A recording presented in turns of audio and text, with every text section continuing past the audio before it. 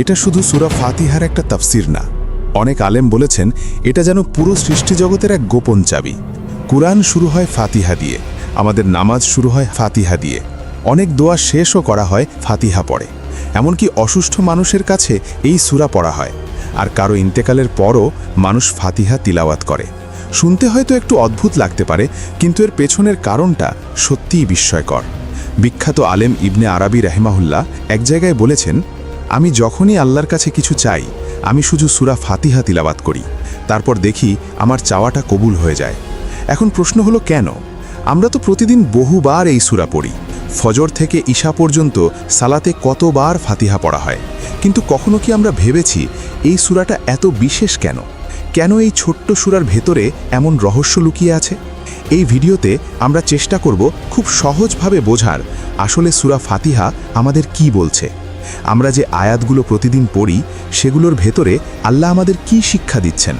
এই আলোচনা আমরা করব রাসূলুল্লাহ সাল্লাল্লাহু আলাইহি ওয়াসাল্লামের সহিহ হাদিস এবং বিশ্বস্ত তাফসির গ্রন্থের আলোকে। আপনি এখন দেখছেন আমাদের কুরআনের তাফসির সিরিজ।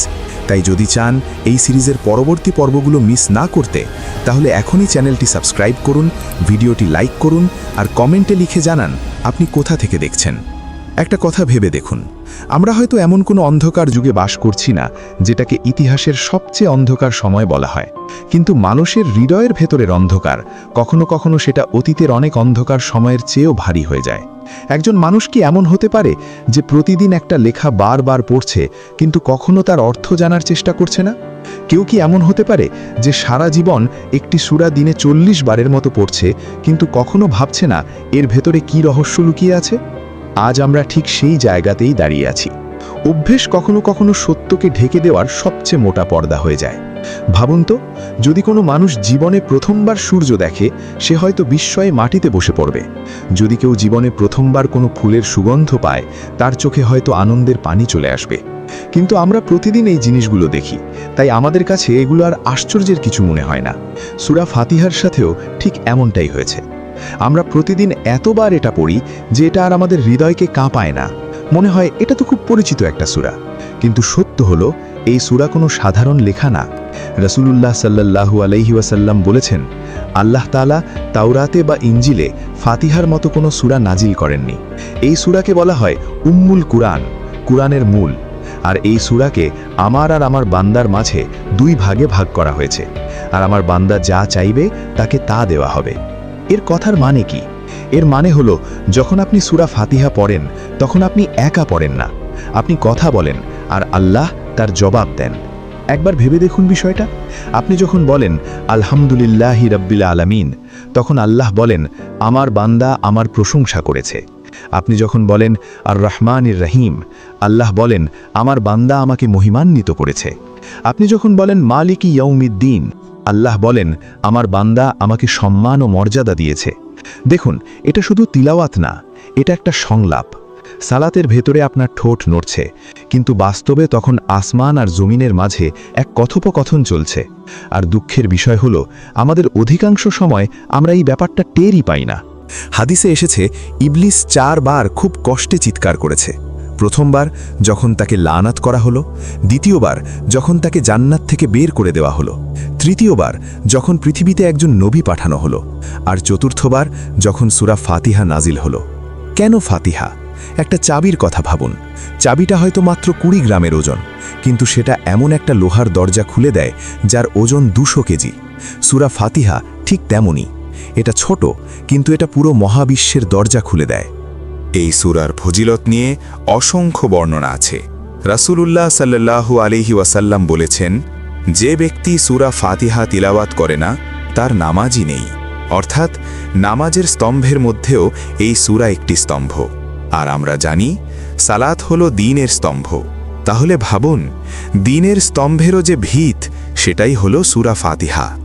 একদিন রাসূলুল্লাহ সাল্লাল্লাহু আলাইহি ওয়াসাল্লাম একজন সাহাবীকে বললেন, তুমি মসজিদ থেকে বের হওয়ার আগে আমি তোমাকে কোরআনের সবচেয়ে মহান সূরাটি শেখাবো। এই কথা শুনে সাহাবী আবু সাঈদ ইবনে মুআল্লা রাদিয়াল্লাহু আনহু খুব উত্তেজিত হয়ে অপেক্ষা করতে লাগলেন। আজান হলো, নামাজ পড়া হলো। তারপর নবী সাল্লাল্লাহু আলাইহি ওয়াসাল্লাম মসজিদ থেকে বের হওয়ার জন্য দাঁড়ালেন। সাহাবী দ্রুত এগিয়ে গিয়ে বললেন, ইয়া রাসূলুল্লাহ, আপনি তো বলেছিলেন আমাকে কোরআনের সবচেয়ে মহান সূরা শেখাবেন, আমি অপেক্ষা করছি। তখন নবী সাল্লাল্লাহু আলাইহি ওয়াসাল্লাম তার দিকে ফিরে বললেন, সেই সূরাটি হল সূরা ফাতিহা। এরপর তিনি সূরা ফাতিহা তিলাওয়াত করলেন। সাহাবীরা হয়তো একটু অবাকই হয়েছিলেন, কারণ কোরআন শুরু হয় না কোনো আদেশ দিয়ে, শুরু হয় না কোনো নিষেধ দিয়ে, শুরু হয় না কোনো শাস্তির হুমকি দিয়েও। কোরআন শুরু হয় প্রশংসা দিয়ে। আলহামদুলিল্লাহি রাব্বিল আলামিন, সব প্রশংসা আল্লাহ জন্য, যিনি সমস্ত জগতের রব। এই বাক্যটা শুধু একটা ধন্যবাদ না, এটা যেন পুরো অস্তিত্বের দিক নির্দেশনা ঠিক করে দেওয়া একটি ঘোষণা। হামদ শব্দটা শুধু ধন্যবাদ বোঝায় না। আমরা অনেক সময় বলি শুকর, যার মানে হলো কেউ আপনাকে কোনো নেয়ামত দিল, তাই আপনি কৃতজ্ঞতা প্রকাশ করলেন। কিন্তু হামদের পরিধি অনেক বড়।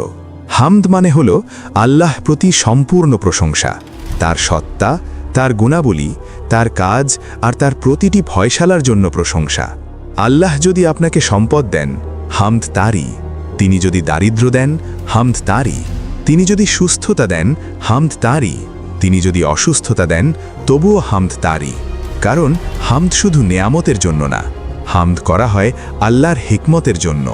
তাই যখন আপনি বলেন আলহামদুলিল্লাহ, তখন আসলে আপনি বলছেন, হে আমার রব, আপনার যে ফয়সালাই আসুক, আমি তার প্রতি সন্তুষ্ট। আপনি যাই করেন তার প্রতিটাই প্রশংসার যোগ্য। এটা কোনো সাধারণ কথা না, এটা আসলে তাকদীরের সাথে নিজের মনকে শান্ত করে নেওয়ার একটি শিক্ষা। একটু ভেবে দেখুন, একজন মানুষ কি সত্যিই প্রতিটি অবস্থায় আলহামদুলিল্লাহ বলতে পারে? যখন তার চাকরি চলে যায়, যখন প্রিয় মানুষটি দুনিয়া ছেড়ে চলে যায়, যখন সে অসুস্থ হয়ে পড়ে। মুখে বলা সহজ আলহামদুলিল্লাহ, কিন্তু অন্তর দিয়ে বলা সেটাই আসল কঠিন। সূরা ফাতিহা আপনাকে খুব সূক্ষ্ম একটা শিক্ষা দেয়। একেবারে প্রথম আয়াত থেকে প্রথমে আল্লাহর প্রশংসা করুন, তারপর চাইতে যান। প্রথমে মনে করুন আপনার রবকে, তারপর নিজের প্রয়োজনের কথা বলুন। এটাই একজন বান্দার আদব। এখন একটা বিষয়, আলহামদু শব্দের শুরুতে যে আল আছে, এর মানে কি? আরবি ভাষায় আল মানে হচ্ছে পূর্ণতা, সম্পূর্ণতা, মানে সব প্রশংসা, আংশিক না, সীমিত না, নির্দিষ্ট না, সব ধরনের প্রশংসা, সব সৌন্দর্য, সব পরিপূর্ণ গুণ, সবই আল্লাহর জন্য। একটু গভীরে ভাবুন, একজন মানুষ যখন কোনো কিছুর প্রশংসা করে, তখন আসলে সে নিজের দৃষ্টিভঙ্গিটাই প্রকাশ করে। আপনি যখন কোনো শিল্পকর্মের প্রশংসা করেন, আপনি আসলে শিল্পীকেই সম্মান করছেন। আপনি যখন একটা ছবির সৌন্দর্যে মুগ্ধ হন, আপনি আসলে সেই চিত্রশিল্পীকেই সম্মান করছেন। তাহলে এই পুরো মহাবিশ্ব কি একটা শিল্পকর্ম না? সবচেয়ে ছোট কণিকা থেকে শুরু করে বিশাল গ্যালাক্সি পর্যন্ত একটা নিখুঁত ভারসাম্য, একটা অ্যাটমের ভেতরে সূক্ষ্ম গঠন, চোখের জটিল ব্যবস্থা, হৃৎপিণ্ডের নিরবিচ্ছিন্ন স্পন্দন, একটা কোষের ভেতরের বিস্ময়কর কাঠামো, এগুলো কি শিল্প না? তাহলে প্রশংসা কার প্রাপ্য? রব্বুল আলামিন, সব জগতের রব। রব শব্দের মানে শুধু মালিক না, রব মানে যিনি সৃষ্টি করেন, লালন করেন, ধীরে ধীরে বড় করেন, গড়ে তোলেন আর পূর্ণতায় পৌঁছে দেন। আল্লাহ আপনাকে সৃষ্টি করে ছেড়ে দেননি। প্রতিটা মুহূর্তে তিনি আপনার সাথে আছেন। প্রতিটা মুহূর্তে তিনি আপনাকে পরিচালনা করছেন। প্রতিটা মুহূর্তে তিনি আপনাকে লালন করছেন। যিনি আপনাকে জন্মের আগেই পরিকল্পনা করেছেন, মায়ের গর্ভে আপনাকে আকার দিয়েছেন, শিশু হিসেবে আপনাকে বড় করেছেন, আজ আপনাকে নিঃশ্বাস নিতে দিচ্ছেন, তিনিই আপনার রব। এখন আলামিন শব্দটার দিকে তাকান। আলাম মানে হলো নিদর্শন, এমন কিছু যা অন্য কিছুর দিকে ইঙ্গিত করে। এই পুরো মহাবিশ্বের প্রতিটা জিনিস আল্লাহর দিকে ইশারা করে। একটা ফুল আল্লাহর দিকে ইশারা করে, একটা তারা আল্লাহর দিকে ইশারা করে, একটা মানুষের চেহারা আল্লাহর দিকে ইশারা করে, একটা শিশুর হাসি আল্লাহর দিকে ইশারা করে। তখন আপনি যখন বলেন রব্বিল আলামিন, তখন আপনি বলছেন, হে আমার রব, আপনি দৃশ্যমান আর অদৃশ্য সব জগতের রব। অদৃশ্য জগৎ, ফেরেশতাদের জগৎ, জিনের জগৎ, কবরের জগৎ, বারজাখের জগৎ, আখিরাতের জগৎ, সব কিছু। এই দুনিয়া দিয়েই সব শেষ না। আর আপনি সালাতে দাঁড়িয়ে সেই রবের সাথে কথা বলছেন, যিনি এই অসীম সব জগতের মালিক। এখন একটু নিজের দিকে তাকান।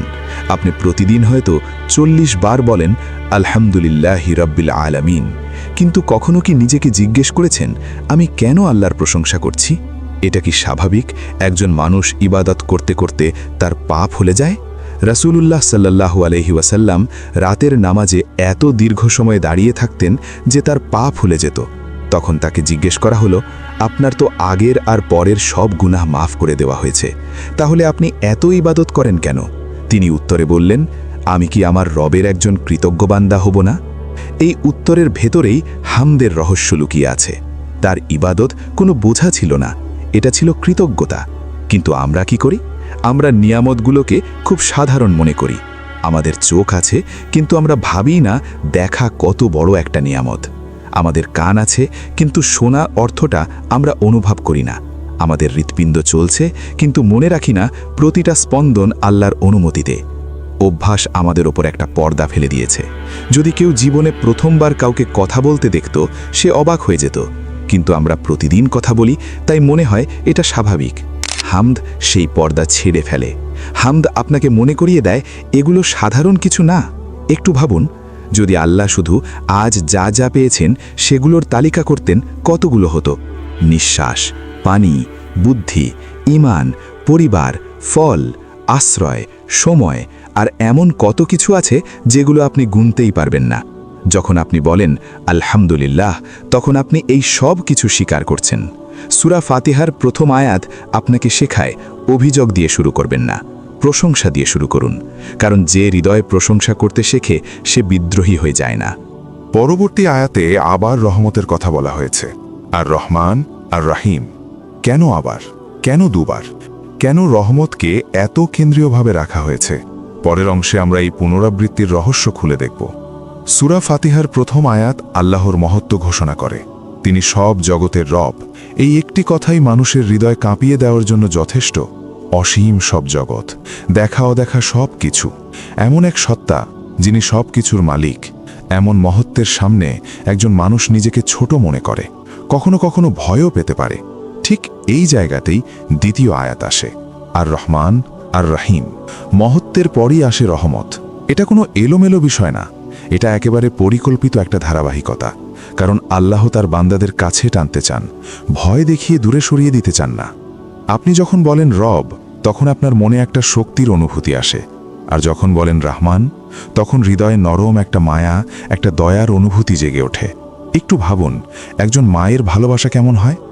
রাত 3টায় ঘুম ভেঙে যায় তার, নিজে ক্লান্ত, শরীর ভেঙে যাচ্ছে, তবুও বিছানা থেকে উঠে দাঁড়ায়, তার অসুস্থ সন্তানের কপালে হাত রাখে। কখনো সে সন্তানকে শান্ত করে ঘুম পাড়াতে পারে, কখনো পারে না, কিন্তু একটা জিনিস সে করে, সে কখনো তাকে ছেড়ে যায় না। এই মায়াটা আপনি যদি জীবনে কখনো অনুভব করে থাকেন, তাহলে আপনি বুঝবেন। এখন ভাবুন, পৃথিবীর সব মায়ের সমস্ত ভালোবাসা এক জায়গায় জড়ো করা হলো। পৃথিবীর প্রতিটা মায়ের ফেলা প্রতিটা চোখের পানি, প্রতিটা নির্ঘুম রাত, প্রতিটা ত্যাগ, এই সব কিছু একসাথে করলেও এই বিশাল মায়ার পাহাড়ও আল্লাহর রহমতের তুলনায় এক ফোঁটার সমানও না। একদিন রাসূলুল্লাহ সাল্লাল্লাহু আলাইহি ওয়াসাল্লাম তার সাহাবীদের সাথে হাঁটছিলেন। তখন তিনি দেখলেন একজন মহিলা ভিড়ের মধ্যে নিজের হারিয়ে যাওয়া সন্তানকে খুঁজছে।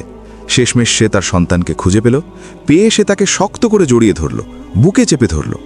এই দৃশ্য দেখে নবী সাল্লাল্লাহু আলাইহি ওয়াসাল্লাম সাহাবীদের দিকে তাকিয়ে জিজ্ঞেস করলেন, তোমরা কি মনে করো, এই মহিলা তার সন্তানকে আগুনে ফেলে দেবে?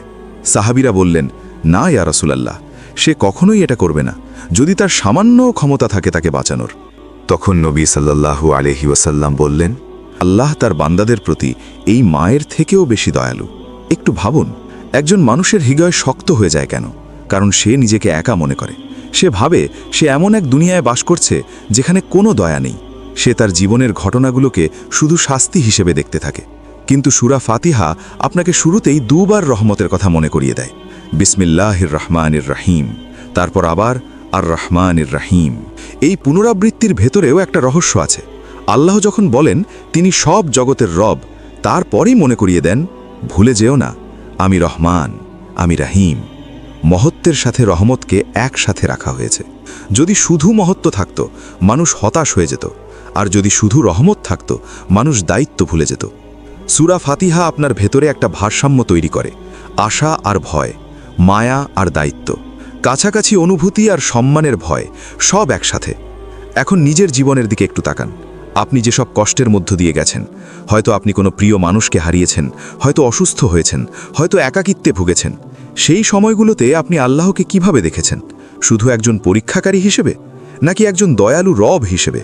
সূরা ফাতিহা আপনাকে শেখায় এই কষ্টের ভেতরেও রহমত থাকতে পারে, কারণ যিনি রহমান তার রহমত সব কিছুকে ঘিরে রেখেছে, আর যিনি রহিম তিনি শেষ পর্যন্ত কোনো মুমিনকে হারিয়ে যেতে দেন না। এখন একটু গভীরে যাই। কেন রহমতের কথা দুইবার বলা হলো? কেন শক্তির কথা দুইবার বলা হলো না? কারণ মানুষের সবচেয়ে বেশি যেটার প্রয়োজন তা হলো রহমত। মানুষ ভুল করে, মানুষ পড়ে যায়, মানুষ ভুলে যায়, মানুষ দুর্বল। তাই কোরআনের শুরুতেই কোনো ভয় দেখানো হয়নি, শুরু হয়েছে রহমত দিয়ে। যেমন একজন মা তার সন্তানকে আগে জড়িয়ে ধরে, তারপর প্রয়োজন হলে সাবধান করে। আর এখানে আরেকটা সূক্ষ্ম বিষয় আছে। রহমত শব্দটা এসেছে রাহিম থেকে। এই একই মূল শব্দ ব্যবহার হয় মায়ের গর্ভের জন্য। যেমন গর্ভ সন্তানকে ঘিরে রাখে, তার যত্ন নেয়, বাইরের দুনিয়া থেকে তাকে রক্ষা করে, ঠিক তেমনি আল্লাহর রহমত তার বান্দাকে ঘিরে রাখে। কিন্তু এই রহমত শুধু নরম অনুভূতি নয়, এটার ভেতরে আছে তারবিয়া, গড়ে তোলা, তৈরি করা। এটা বান্দাকে বড় করে, শিক্ষা দেয়, প্রস্তুত করে। কারণ সামনে যে আয়াত আসছে সেখানে হিসেবের কথা বলা হবে, কিন্তু হিসেবের আগে দুইবার হৃদয়ের ভেতরে রহমত বসিয়ে দেওয়া হলো। এটা একটা প্রস্তুতি, কারণ এর পরেই আসে মালিকি ইয়াউমিদ্দিন, বিচারের দিনের মালিক, হিসেবের দিন, আদালতের দিন। ভয় আছে কিন্তু হতাশ হয়ে যাবেন না, দায়িত্বশীল হন কিন্তু আতঙ্কিত হবেন না, হিসেবকে ভুলে যাবেন না কিন্তু রহমতকেও ভুলে যাবেন না। একটা দৃশ্য কল্পনা করুন। এই দুনিয়ায় কিছু মানুষ আছে যাদের অনেক ক্ষমতা, টাকা আছে, প্রভাব আছে, নাম আছে। তারা যা চায় সেটাই হয়, তারা যা বলে সেটাই কার্যকর হয়। বছরের পর বছর এভাবে চলতে চলতে তাদের ভেতরে একটা ভাব তৈরি হয়, আমি যা চাই তাই করতে পারি। চুপচাপ অহংকার বড় হতে থাকে। কিন্তু একদিন এই সব ক্ষমতা, এই সব প্রভাব নিয়েই সেই মানুষ দাঁড়াবে বিচারের দিনের ময়দানে, একদম একা। কোনো আইনজীবী থাকবে না, টাকার কোনো দাম থাকবে না, কোনো পরিচয় কাজে আসবে না, ক্ষমতা থাকবে না, খ্যাতি থাকবে না, পদবি থাকবে না। সে যা করেছে, সে যা বলেছে, এমনকি সেই অন্ধকার মুহূর্তগুলো যেগুলো কেউ দেখেনি, আল্লাহ সব জানেন। সূরা আন-নাবায় আল্লাহ সেই দিনের দৃশ্য বর্ণনা করেছেন।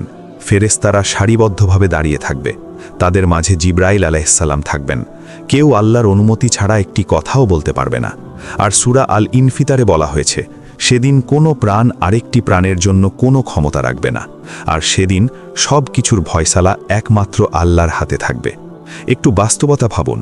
আজ আমাদের মুসলিম দুনিয়ায় কত জায়গায় কি হচ্ছে? নিরীহ মানুষ মারা যাচ্ছে, শিশুরা মারা যাচ্ছে, মায়েরা ধ্বংসস্তূপের নিচে তাদের সন্তানদের খুঁজছে। একজন বাবা ধ্বংসের মাঝে দাঁড়িয়ে তার ছোট মেয়ের নাম ধরে ডাকছে, তার কণ্ঠ ভেঙে যাচ্ছে। আর যারা বোমা ফেলেছে, যারা এই আদেশ দিয়েছে, তারা এমনভাবে জীবন কাটাচ্ছে যেন এটা তাদের অধিকার, যেন তাদের কখনো হিসেব দিতে হবে না। হয়তো তারা শক্তিশালী, কিন্তু মালিকি ইয়াউমিদ্দিন আছেন, বিচারের দিনের মালিক আছেন। সেদিন ক্ষমতা, প্রভাব, টাকা, জোট কিচ্ছুই কাজে আসবে না। একটি কণার পরিমাণও যদি জুলুম করা হয়ে থাকে তারও হিসেব হবে। কিন্তু এই কথা শুধু জালিমদের জন্য না, আমাদের জন্য। আমরা প্রতিদিন কত ছোট ছোট ভুল করি। একটা কথা বলি যেটা কারো মনে কষ্ট দেয়, কিছু দেখি কিন্তু চুপ থাকি, কারো একটা হক। আমরা অনেক সময় একটা আমানত রক্ষা করতে দেরি করি, কখনো কোনো বিশ্বাস ভেঙে ফেলি, কখনো সালাত দেরি করি, কখনো কারো হক পরে করব বলে ফেলে রাখি। এই ছোট ছোট সবকিছু সবই সেই দিনের পাল্লায় দাঁড়িয়ে থাকবে।